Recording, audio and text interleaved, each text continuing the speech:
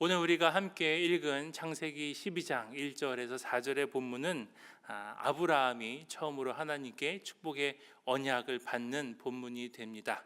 11장에 있는 바벨탑의 사건들, 또 그 앞에 있는 원역사들 이후에 이제 하나님께서 아브라함에게 언약을 맺으시고 그의 삶을 인도하시고 축복하시는 일들이 시작되지요.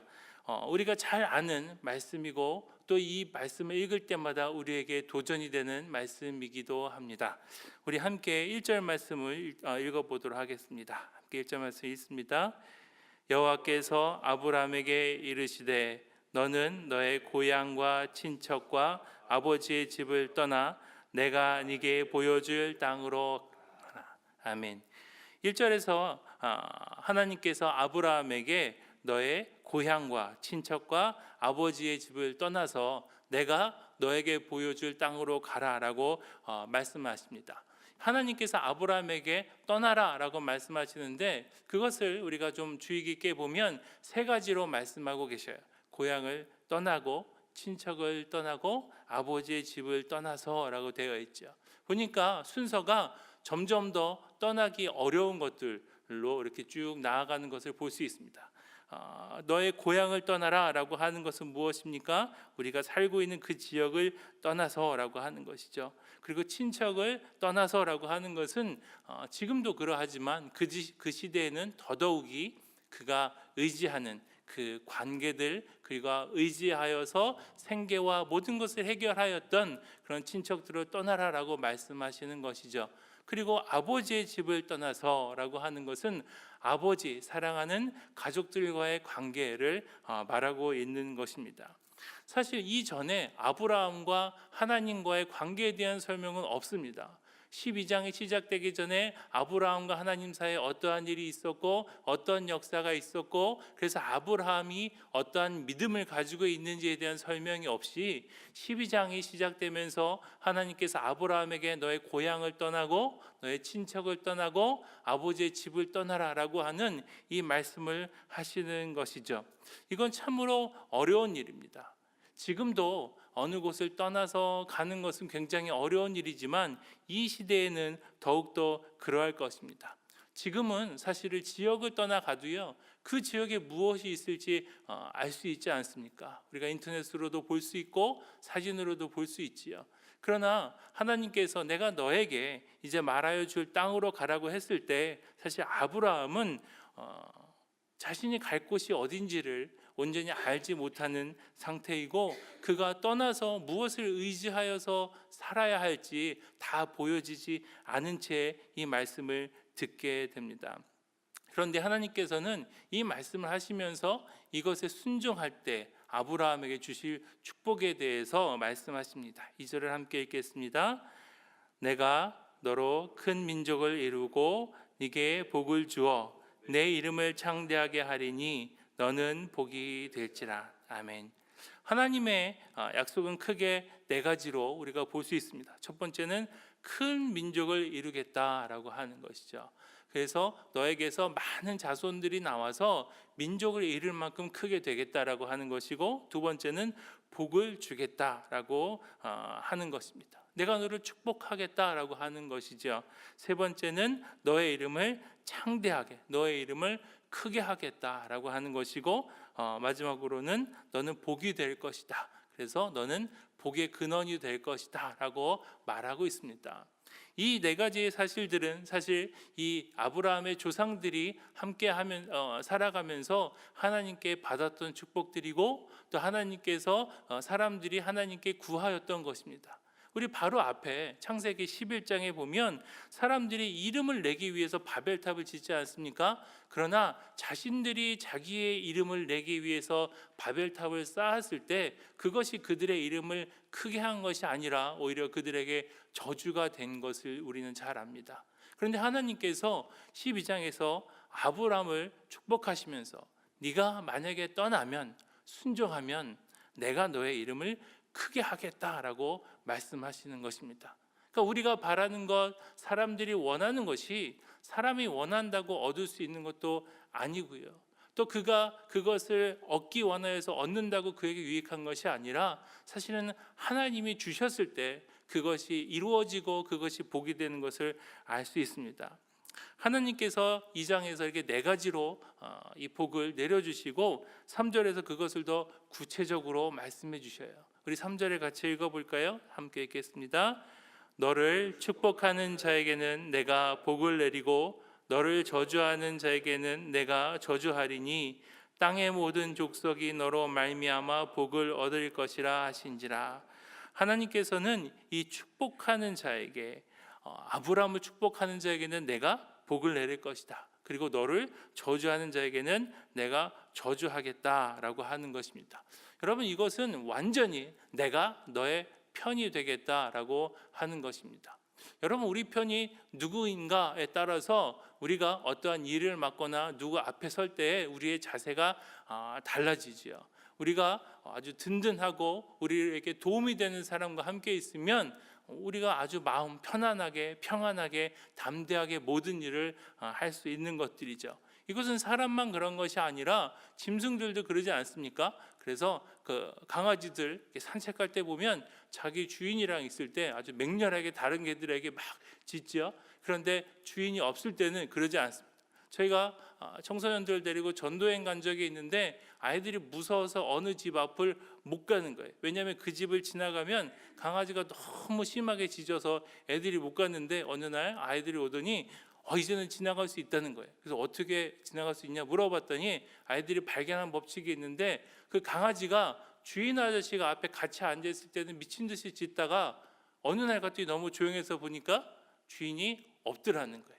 그래서 강아지도 그렇게 하는 걸 보면서 아이들이 이제는 그 아저씨한테 먼저 멀리서 아저씨 잠깐 들어가세요. 그럼 아저씨가 들어가죠. 그리고 지나가면 강아지가 조용해서 어린아이들도 겁내지 않고 갈 수 있다는 겁니다. 여러분, 주인에게 비하겠습니까? 하나님께서 뭐라고 말씀하시는가 하면 너를 축복하는 자에게는 내가 복을 내릴 거다. 너를 저주하는 자에게는 내가 저주할 것이다. 하나님이 완전히 나의 편이 되시겠다라고 말씀해 주시는 것입니다.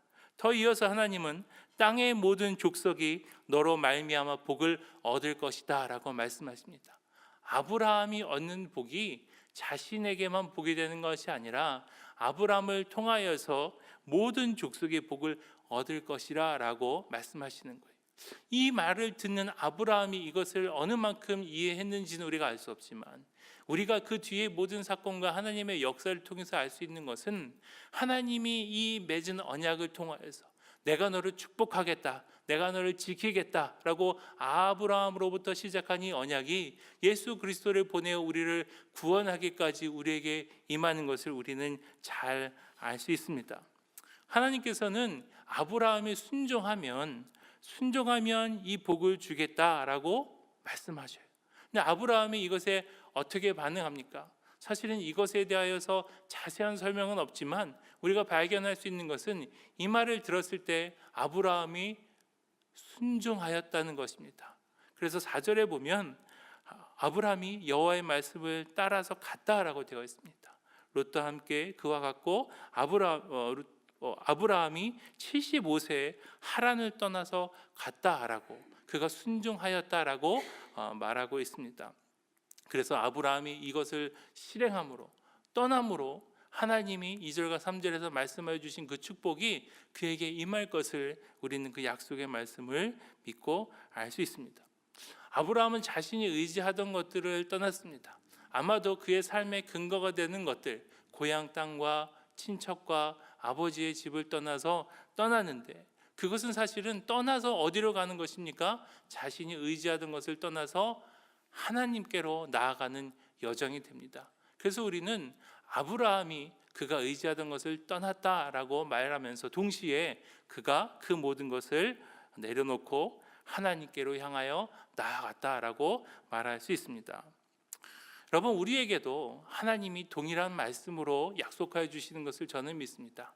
하나님이 우리에게 무엇인가를 떠나서 하나님께로 나아오라고 말씀하여 주시는 그 축복의 말씀이 여전히 우리에게 역사하고 있다고 믿습니다. 그런데 우리가 한 가지 먼저 생각해 보고 싶은 것은 축복이 순종보다 뒤에 있다라고 하는 것입니다. 하나님께서 말씀하셔요. 네가 떠나면, 네가 이것에 순종하면 내가 이 복을 내려주겠다라고 하는 것이죠. 이 말씀을 묵상하며 제가 부끄러웠던 것은 저는 이거하고 반대로 기도하더라고요. 뭔가 하면 하나님께서 축복해 주시면 내가 순종하겠다라고 기도할 때가 훨씬 많더라고요. 하나님 이것을 들어주시면 내가 이렇게 하겠습니다. 내 어려움이 있을 때 하나님이 이 어려움을 이기게 해주시면, 이것을 해결해 주시면, 이 병을 낫게 해주시면, 이것을 얻게 하여 주시고 이것이 내 손에 있게 하여 주시면 하나님 내가 이렇게 하겠습니다 라고 하나님께 말하는 것이죠. 그런데 여기 있는 순서는 반대예요. 우리가 먼저 순종하고, 순종할 때 하나님의 복이 우리에게 오는 것을 우리가 알 수 있습니다. 물론 우리가 이렇게 구하는 기도가 잘못되었다 하는 것은 아닙니다. 우리는 연약하기 때문에 우리가 살아가면서 어려움을 겪는 일이 너무 많고, 그때 하나님 외에는 도움이 없기 때문에 우리는 당연히 그 도움을 구하고 그 간절한 마음을 표현하면서 하나님 이것을 이루어 주시면, 하나님 우리에게 복을 주시면 내가 주께 순종하겠습니다 하고 말합니다.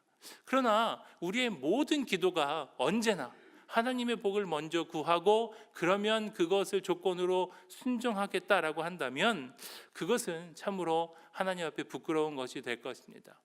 순서는 우리가 먼저 하나님께 순종하고 그 순종함으로 하나님이 우리에게 주시는 복을 누리는 것, 그것이 하나님이 우리에게 허락하신 것이라는 생각이 듭니다.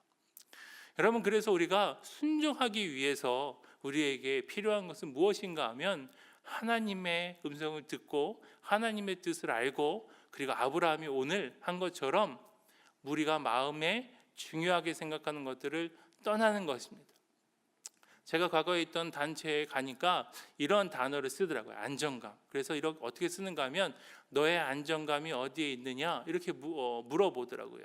그래서 그것에 대해서 제가 그게 무슨 말인지 좀 설명해 주십시오라고 하니까 내가 의지하는 것, 내가 마음속으로 중요하게 생각하는 것. 그래서 예를 들어서 집에 불이 나면 뭐 들고 나오고 싶냐, 그걸 보면 너의 안정감이 어디 있는지 알 수 있다라고 하는 거예요. 그걸 보면 내 마음이 안심이 되고 의지하고 그것이 있을 때 내 마음이 평안하고 행복한 그것에 내 안정감이 있다라고 하는 것이지요.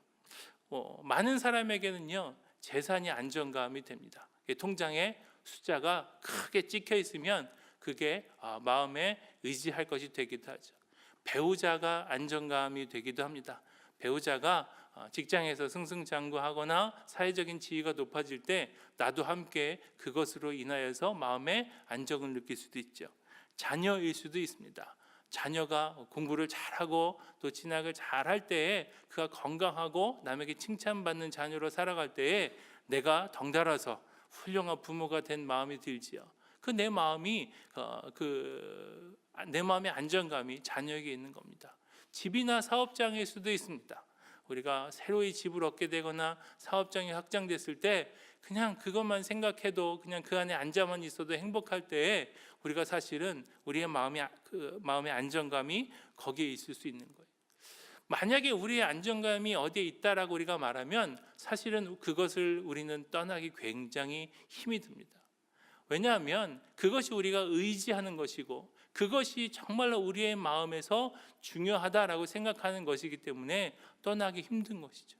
만약에 아브라함이 하나님보다 자신의 고향이나 자신이 관계 맺고 살던 사랑하는 친척들이나 아버지를 포함하는 그 가족들이었다면, 그것을 더 의지했다면 아브라함은 결코 순종하여서 떠나지 못했을 것입니다. 그런데 아브라함은 그 모든 것을 떠나서 나아갔다라고 하는 것을 볼 때 아브라함의 안정감은 그러한 친척들이나 관계나 가족이 아니라 하나님께 있었다라고 하는 것을 우리는 알 수 있습니다. 그래서 우리가 함께 돌아보기 원하는 것은, 그러면 우리는 무엇에 우리의 마음을 두는가? 우리가 무엇을 의지하고 무엇이 우리의 마음에서 가장 중요한 것인가? 우리의 안정감이 어디에 있는가라고 하는 것을 함께 보기를 원합니다. 여러분, 우리가 그런 일들은요 급한 일이 있을 때 우리에게 보여집니다. 평상시에요 우리가 교회에 이렇게 아름답게 앉아서 여러분 옆에 있는 분에게 한번 여쭤보세요. 여러분 마음에 무엇이 중요합니까? 다 하나님이시라고 대답하죠. 우리가 이 예배당에 나와서 이 성전에 나와서 하나님 앞에 예배하고 우리가 하나님 앞에 은혜 받은 그 순간에 우리가 무엇을 의지하는지 이야기해 봅시다 하면 우리가 다 감동하고 감격해서 하나님의 은혜, 하나님을 이야기할 수 있습니다. 그런데 우리에게 어려움이 닥치고 우리가 곤란한 일을 겪고 우리에게 위기가 다가올 때 사실 우리가 무엇을 의지하는지가 그 마음속으로부터 나오게 되는 것을 우리는 흔하게 봅니다. 여러분, 우리가 잘 아는 출애굽한 이집트의 백성들을 한번 생각해 봅시다. 이집트의 백성들은요, 어마어마한 기적들을 보지 않았습니까? 자기가 그 애굽 땅에서 나오기 위해서 10가지 재앙이 일어나는 것을 보고 홍해가 갈라지는 것을 보고 그들이 먹을 것이 없을 때 하나님이 너무도 신비하게 만나를 내려주셔서 먹는 그러한 경험을 했습니다. 이들이 신앙의 경험이 없는 사람들이 아니라, 체험이 없는 사람들이 아니라, 하나님을 경험하지 못한 사람들이 아니라 하나님의 인도함을 받아서 삶의 근거지를 떠나서 그들이 홍해를 건너서 광야에 나온 사람인데, 그들이 만나를 먹을 때 민수기 11장에서 뭐라고 불평하는지 우리는 다 기억합니다. 우리가 애굽 땅에 있었으면 공짜로 생선도 먹었고 마늘도 먹고 부추도 먹고 맛있는 음식을 먹었는데 지금은 만나 이거 하나 먹는다라고 불평하지 않습니다. 그들이요, 하나님의 은혜를 경험하고 그 순간에는 다들 그 민족들이 하나님 앞에 찬양하고 하나님의 영광을 돌리고 하나님의 살아계심에 흥분하였을 텐데, 그들의 삶에 작은 어려움이 다가오니까, 맨날 만나만 먹으니까 그게 너무 지겨우니까 그들의 마음속에 있는 것들이 나와요. 뭐 어떤 대답이었어요? 왜 우리를 여기로 끄집어내서 우리를 고생시키느냐? 우리가 그때는 이것도 먹고 저것도 먹고 잘 먹었는데. 위기 상황이 닥치면요, 내 마음에서 정말 중요하게 여기는 것들이 나와요. 제가 교회에서 사역하다가 가끔 부모님과 자녀가 함께 상담을 요청할 때가 있습니다. 한 번은 어떤 청년이 권사님과 함께 찾아왔어요. 저는 권사님을 아는데 저를 모르는 그 권사님의 자녀되는 청년이 저를 만나자고 어머니와 같이 만났어요. 무엇인가 하면 어머니가 늘 자라면서 아들에게 뭐라 그랬냐면, 나는 다른 거 바라지 않는다. 믿음 있는 며느리면 된다. 믿음 있는 며느리면 된다. 그래서 너 절대로 믿음 없는 며느리 안 된다.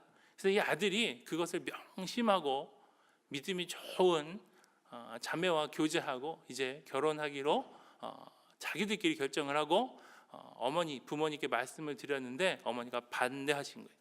물론 반대하신 이유가 뭐 몇 가지 있죠. 근데 아들은 무엇에 충격받았냐면, 이 자매가 예를 들어서 학력이든지 가정 환경이든지 자기에 비해서 객관적으로 혹은 사회가 보는 눈으로 부족할 수 있지만 자기가 추호도 집에서 반대할 거라고 생각하지 않은 건 뭔가 하면 믿음 안에서 만났다는 거예요. 그래서 믿음 좋은 자매라고 하는 거예요. 뭐 그 형제가 자매에 대해서 이야기하니까 저는 그런 줄 아는 거죠. 그런데 그 어머니의 말씀은 뭐라고 하는가 하면, 목사님, 애가 데리고 왔는데 믿음만 좋아요 그러더라고요.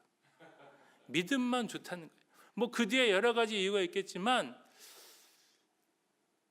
어머니에게 중요한 순간이 오니까 어머니의 마음의 기준들이 튀어나오는 거예요. 사실은 말은 믿음이 있는 자매면 된다라고 말했지만 정말로 내가 무엇을 선택하고 나에게 중요한 시간이 왔을 때는 내가 정말로 마음에 중요하게 여기는 것들이 나옵니다. 그런 순간이요, 우리가 어디에 안정감을 두고 있는가라고 하는 것이 드러나는 순간이에요. 우리가 소중히 여기는 것들이 우리를 떠날 때가 있습니다. 그럴 때 우리 곁에 계시는 하나님의 존재가, 하나님이 나와 함께 하시는 것이 얼마나 위로와 힘이 되는지를 보면 우리가 얼마나 하나님께 안정감을 두고 있는지 알 수 있습니다. 우리는요, 하나님께 안정감을 두고 있으면 다른 것들은 다 내려놓을 수 있어요. 물론 어렵고 힘들고 괴로운 순간들이 있지만 그것 때문에 완전히 절망하거나 우리의 인생을 완전히 망칠 상황에는 가지 않습니다. 그런데 이러한 일들을 우리가 나누다 보면요, 왜 우리가 하나님께 안정감을 두지 못할까 나누다 보면 사실 그런 얘기가 있어요. 하나님이 안 보인다라고 하는 거예요. 하나님이 어느 순간에는 계신 것 같고 느껴지는 것 같지만 사실은 하나님이 계신지 완전히 믿지 못할 때 하나님께 완전한 안정감을 두지 못하는 것이죠. 여러분, 우리는 다 은행 계좌를 갖고 있죠. 여러분, 은행 계좌 있으면서 옛날에는 통장이고 요즘은 이제 컴퓨터에 숫자가 보입니다. 여러분, 한번 생각해 보세요. 그게 정말로 돈으로 바뀌어서 내가 찾을 수 있다라고 하는 믿음이 없으면 우리가 어떻게 은행에 돈을 넣을 수 있습니까?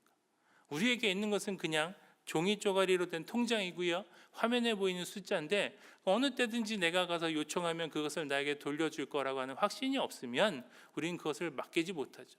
사실 그런 것들이 우리가 믿기 때문에 걱정하지 않고 행하는 일들의 좋은 예가 된다고 생각합니다.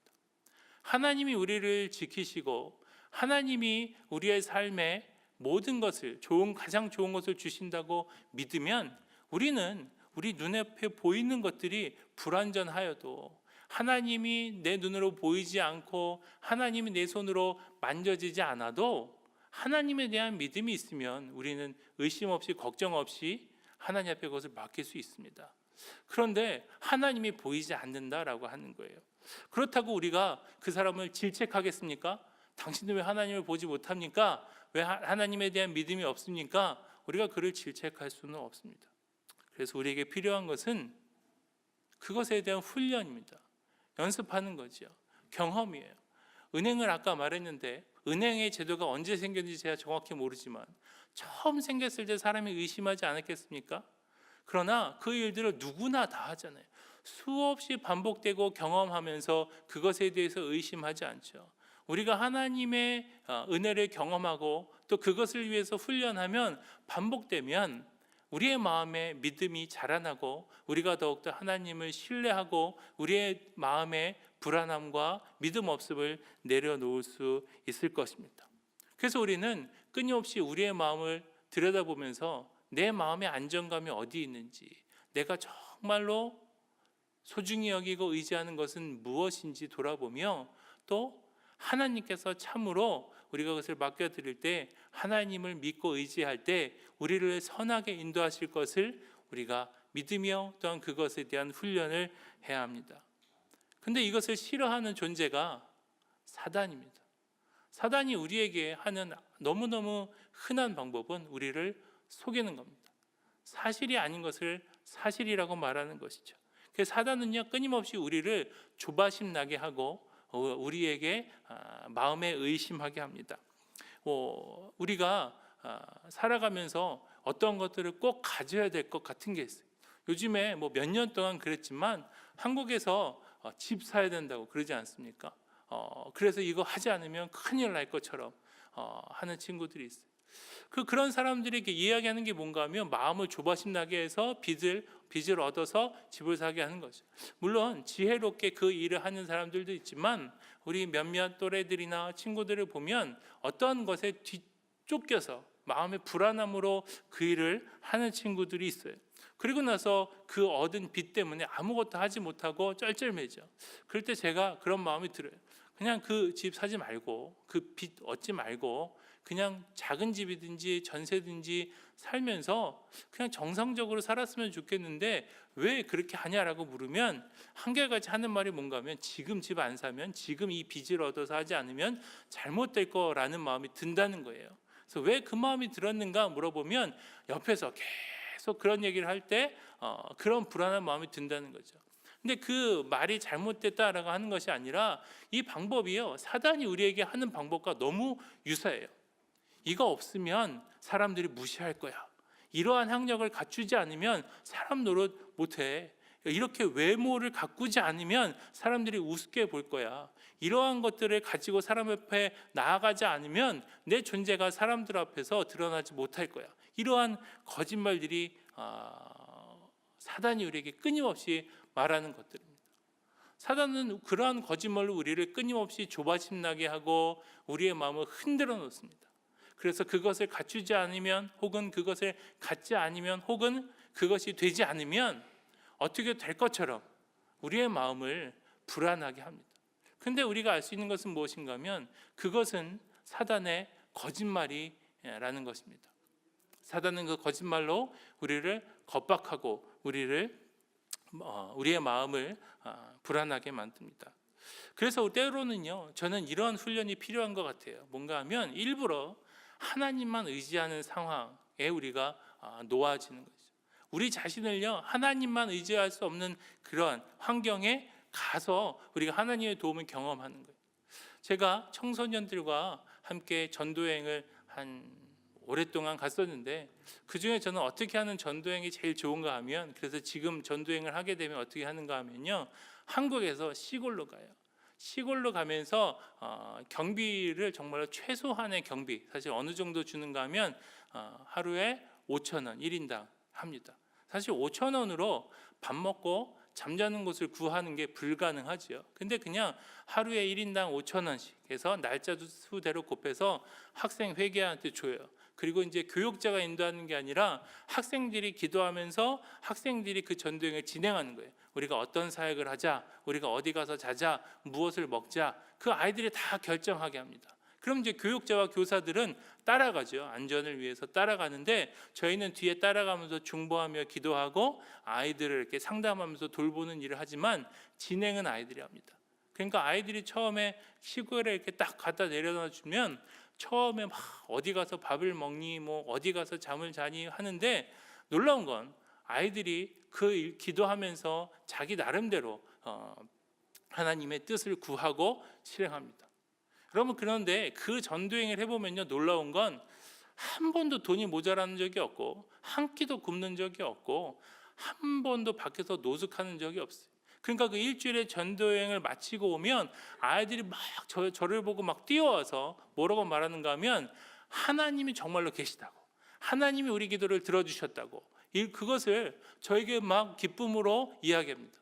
그래서 제가 그 전도여행을 마무리하는 그 모임에서 항상 전하는 말씀이 있어요. 그게 뭔가 하면, 애들아, 너네가 일주일 동안 너네 손에 가진 돈이 없고 너희가 아는 사람이 없는데 먹고 자서 너무나도 신기했지. 하나님이 너의 기도에 따라서 도울 사람을 보내주시고 먹을 것을 주시고 잘 것을 예비해 주시니까 너무 신기하고 좋았지. 애들이 막 그렇다고 대답해요. 그런데 얘들아, 사실은 네가 태어나서 지금까지 먹었던 모든 것들, 네가 머물렀던 모든 장소들, 그리고 네가 했던 모든 것들도 하나님이 예배해 주신 거야 라고 하는 것을 나눠요. 그 차이는 뭔가 하면, 우리 눈에 신기하다 신기하지 않다일 뿐이지, 우리는 이제 어른이기 때문에 알지 않습니까? 믿음을 가진 사람이기 때문에 알지 않습니까? 우리의 평생은 사실 다 하나님의 은혜로 된 것입니다. 그런데 왜 그 아이들이 그 일주일의 경험으로 열광하고 그것이 그의 평생에 잊지 못하게 기억이 되는가?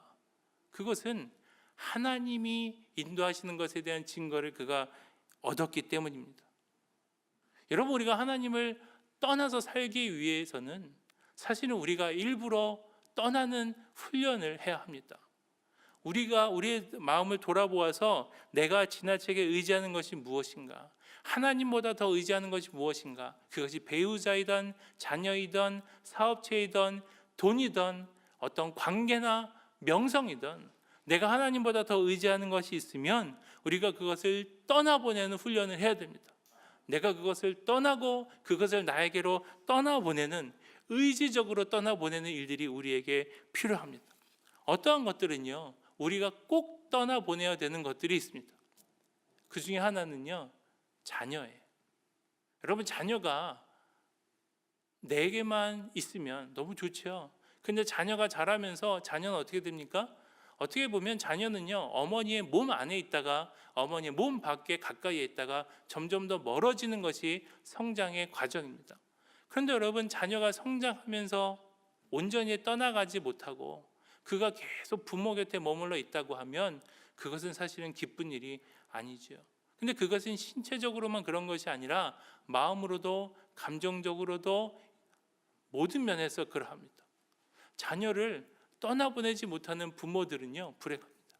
반대로 부모를 떠나지 못하는 자녀들도 불행합니다. 청소년이 되고 청년이 되고 장년이 되었으면 이제는 떠나가야 돼요. 그래 어떻게 됩니까? 어느 순간에 역전이 일어나잖아요. 자녀가 부모를 돌보는 때가 오잖아요. 부모가 자녀를 돌보다가 자녀가 부모를 점점 떠나면서 장성하여 커야, 그래야 부모가 어려움을 겪을 때 부모를 돕는 자녀가 되지 않습니까?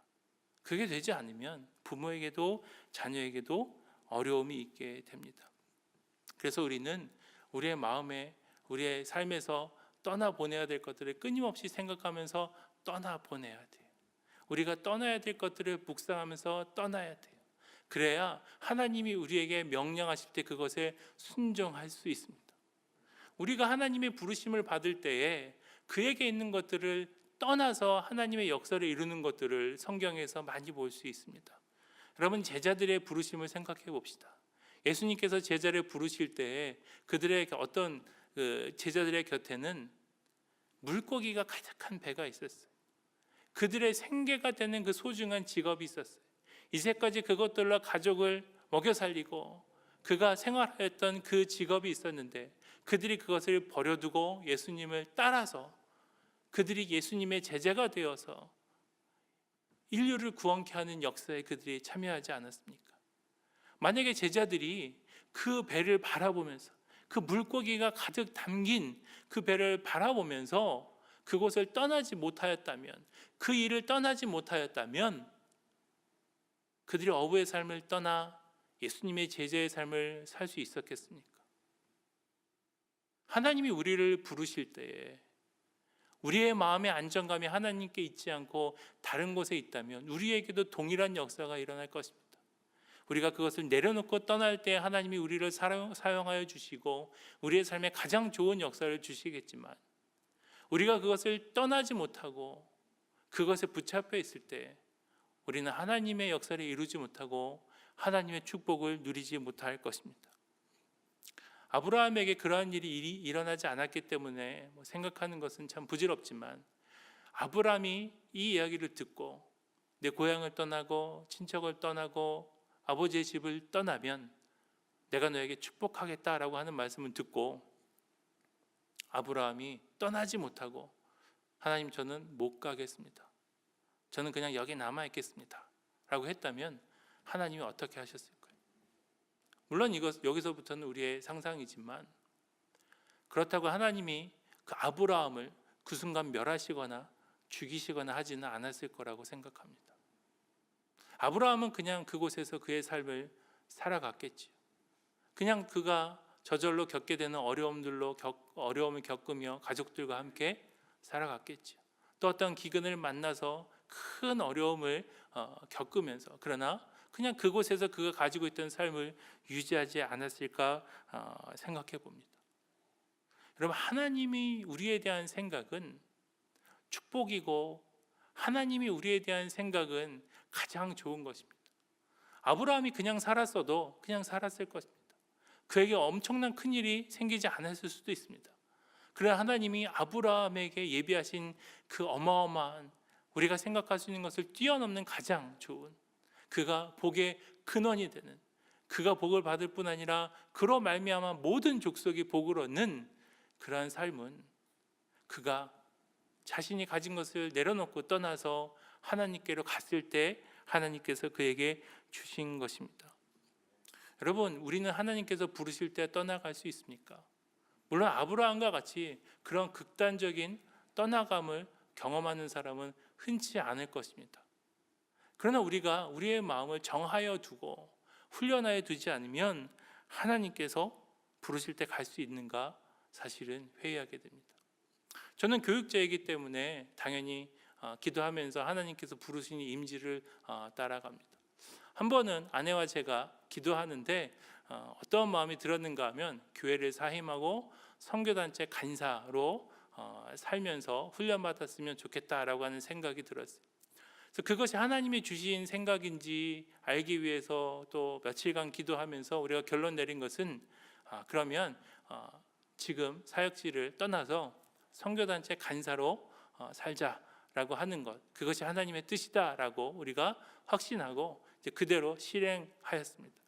그런데요, 전임 사역자로 살 때는요, 교회에서 생활을 해결해 주시잖아요. 사택도 주시고 생활비도 주시는데 선교단체 간사가 되려고 알아보니까 사택은 택도 없고요, 사례비도 없고 제가 모금을 이렇게 해서 살아야 되는 거예요. 그래서 저희가 포항에서 전임 사역자로 있다가 대전에서 선교단체 간사를 하려고 아이를 어디 맡겨놓고 아내하고 집을 알아보러 대전으로 왔어요. 저희가 가진 돈으로 얻을 수 있는 집이 어떻게 되는가 하고 대전에 와서 집을 봤는데, 저희가 사택은 24평 아파트였는데 저희가 가진 돈으로 전세 혹은 보증금이 되어서 월세를 얻을 수 있는데 알아보니까 다 원룸이더라고요. 그냥 대전의 대학교 앞에 있는 원룸에 저희가 겨우 들어갈 수 있었어요. 그래서 그것을 몇 개를 보고 눈으로 그 원룸들을 보면서 포항으로 다시 운전을 해서 오는데 차 안에서 마음이 너무 비참한 거예요. 하나님, 아이는 커가고요, 생활해야 되는데 하나님 그 조그만 방, 물론 하나님 그 공간도 감사합니다. 그러나 부엌도 침실도 화장실도 다 한 공간에 있는 그 조그만 방에서 하나님, 저는 너무 마음이 어렵습니다. 그렇게 기도하게 되더라고요. 실제로 하나님께서 명령하시고 그것을 순종하겠다라고 할 땐 기쁨이 넘쳤지만 실제로 그 일에 들어서니까 어려움이 많았어요. 그 전에 있던 생활비를 3분의 1, 4분의 1로 줄여서 살아야 되니까 그 돈을 가지고 둘이 부부가 앉아서 생활비 계획을 짜보는 거예요. 아무리 짜도 3분의 1, 4분의 1로 어떻게 한꺼번에 지출을 줄여요. 근데 그렇게 해야만 하는 상황이니까 아내와 그것을 하는데 답이 안 나오는 거예요. 그때 제가 느낀 게 뭔가 하면, 내가 정말 하나님을 의지하는가? 내가 정말 하나님 의지하고 사는가? 내가 하나님의 뜻대로 살겠다라고 모든 이 앞에 고백한 목사인데 내가 무엇에 무너지는가 봤더니 그 좁아지는 집에 무너지고 그 숫자에 무너지는 저의 모습을 볼 수 있었습니다. 아무리 다그치고 스스로를 다그쳐도 도저히 그것에는 살 수 없었어요. 그래서 하나님 앞에 기도했죠. 하나님, 그 집에는 못 가겠어요. 하나님, 아무리 계획을 세워도 이 돈 가지고는 답이 안 나요. 하나님, 어떻게 해야 되지? 근데 하나님이 우리에게 징조를 보여주신 것은 뭔가 하면, 우리가 그 기도를 드리고 그 다음날부터 하루에 하나씩 하나님이 답을 주시는 거예요. 하루에 하나씩 집 문제를 해결해 주시고 하루에 그 다음 날은 사역지의 문제를 해결해 주시면서 연락이 왔는데, 여러분 사역지에서 사실은 그 어느 직장이든지 그러잖아요. 그 교회에서 연락을 주셔서 제가 이제 그 교회에 사역하게 된 건 이미 정해졌는데 담임 목사님이 연락을 주더니 사례비를 이만큼 주려고 하는데 괜찮냐고. 근데 제가 생각한 금액보다 너무 많은 거예요. 그래서 목사님, 이거는 너무 많은 것 같습니다. 그때 이제 담임 목사님 되실 목사님께서 저한테 그러더라고요. 그건 내가 정하는 거니까 그런 얘기 하지 말고 와서 받으라고. 그것이 해결돼요. 사실은 그래도 너무도 작은 금액이지만. 그래서요, 저희가 2년을 간사로 살았는데 우리가 월 말마다 결산을 이렇게 하거든요. 근데 한 달도 저희가 적자나지 않았어요. 저희가 6개월쯤 지났을 때 어떤 법칙을 발견했는데, 그게 뭔가 하면 들어갈 돈이 많은 달에는 후원이 많이 들어오더라고요.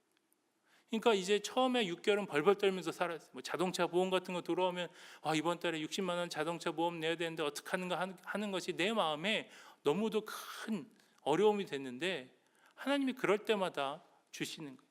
그러니까 6개월쯤 지나고 나서는 저희가 생각하는 거예요. 이번 달에 이러한 일이 있는데 하나님이 채워주시겠구나.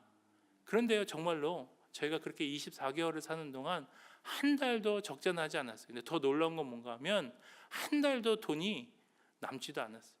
플러스 마이너스 5만 원, 요 사이에서 어쩌면 그렇게 하나님이 맞춰서 주시는지 달마다 저희에게 놀라움의 순간이었습니다. 그런데도요, 그 일이 지나도, 그래서 이제 모든 이들 앞에서 또 이렇게 간증하게 될 때는 하나님 이렇게 경제적으로도 돌봐주셨습니다라고 했음에도 불구하고 여전히 그러한 일을 만나면 또 마음이 약해지는 것이 부족한 모습이 됩니다. 여러분, 하나님께 안정감을 두는 것, 무엇인가 내려놓고 가는 것에는 여러 가지 어려움이 따릅니다. 그러나 하나님은 아브라함에게 선택하게 하시고 아브라함이 선택하여 순종하셨을 때 그에게 자신이 예정하신 가장 좋은 것을 주셨습니다. 우리의 믿음을 가지고 우리가 하나님 앞에 나아간다면, 우리에게 그 순간이 다가왔을 때 우리가 선택하고 우리의 삶에 하나님의 부르심을 확인하는 순간에 우리가 하나님께 순종하여서 하나님을 믿고 나아간다면 하나님께서 아브라함에게 하신 것처럼 또 우리 많은 믿음의 조상들에게 하신 것처럼 우리 한 사람 한 사람에게도 하나님의 좋은 역사를 주실 것을 믿습니다. 우리 사랑하는 모든 성도님들께 또한 함께하는 그 가족들 위해 동일한 하나님의 은혜가 함께하기를 주의 이름으로 축원합니다. 기도하겠습니다. 하나님, 아브라함을 부르시고 그에게 순종할 것을 말씀하시며 그에게 가장 큰 축복을 예배하여 주신 역사를 바라봅니다.